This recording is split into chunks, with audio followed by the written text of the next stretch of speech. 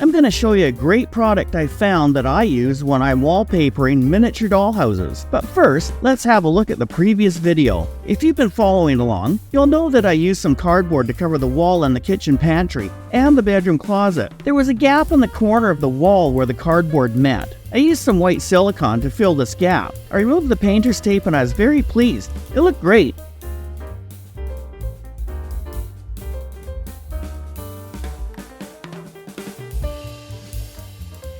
Well, the next day when I looked at the model, I noticed the cardboard had discolored around the silicone bead. I had to fix the problem. I've used silicone for other projects around the house and I never had any problems, but I'd never used it on cardboard. I guess I learned something new. Note to self, you can't use silicone on cardboard. So how am I going to solve this problem? Initially, I decided to cover the existing wall with some poster board or white paper. But then I thought to myself, might as well just use some wallpaper. I went to the local dollar store and they have these pads of craft paper with various designs. Some of these designs are very suitable for wallpaper in your 1/12 scale miniature dollhouse. One thing to keep in mind though, is the pad has various pattern and there's only 2 sheets of each style. So when you purchase a pad of craft paper like this, you need to calculate how much paper you're going to need for your project. You might have to buy several pads of craft paper in order to have enough of the same pattern. This can result in some wastage. I found this pad of paper. Unfortunately, it was the last one the store had.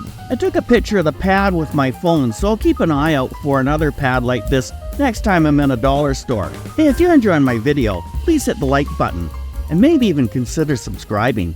As a YouTuber, it really helps me out. And if you've already subscribed to my channel, well, I just wanted to tell you, I think you're awesome.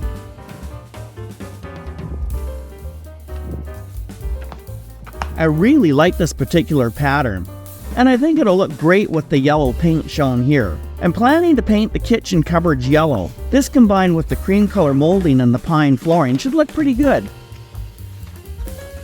I researched different types of adhesives and I found a spray adhesive. It's supposed to work on paper, cardboard, wood, leather, and so on. I decided to test the product first. I tried sticking a piece of white paper on some cardboard. It sticks really well, but you'll notice you can see the color of the cardboard bleeding through the white paper, but it holds really well. I also tried using the spray adhesive using a light piece of cardboard and a small piece of wood. After a few days, the wood sticks to the cardboard, however the adhesive remained tacky, and you can easily remove the piece of wood from the cardboard. The advantage about using this spray adhesive is that it won't cause your paper to buckle, as glue often does when it dries. This spray adhesive will make sure that your wallpaper remains completely flat without any buckling and give you a nice flat surface on your dollhouse wall. The first step is to try and cut the paper to size, but make sure you leave lots of excess. I cut the piece of craft paper roughly to the size that I would need on the wall, leaving lots of excess around the edges that I'd trim off later. This will make it easier when you position the paper onto the wall.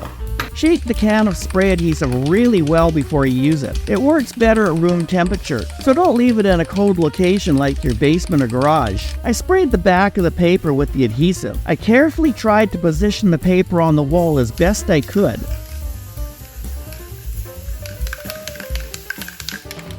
I used one piece of paper and wrapped it around the corner to cover both walls so I wouldn't have a seam.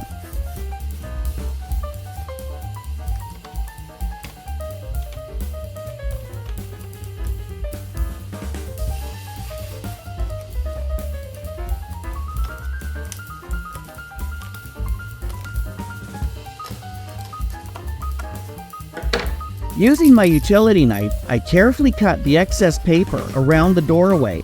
I changed the blade on my utility knife before I started wallpapering. It's very important you have a very sharp blade when you cut paper, so it doesn't tear when you cut it.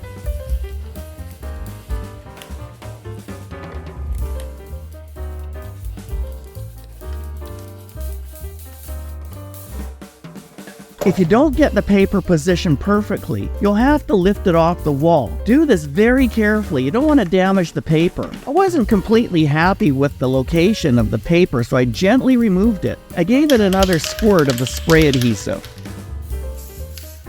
I repositioned the paper back in place on the wall. Wallpaper in a dollhouse with paper is actually more difficult than using regular wallpaper on a real house, because regular wallpaper will be quite wet when you put it up and you can slide it into place. Whereas when you're using this adhesive on paper, well, once you stick it on the cardboard wall or wooden wall of your dollhouse, you can't really slide it into place very easily. You might have to lift the wallpaper off the wall and reposition it, so try and get it right the first time. Overall, it was starting to look pretty good. Here you can see I'm cutting the wallpaper at the top of the wall.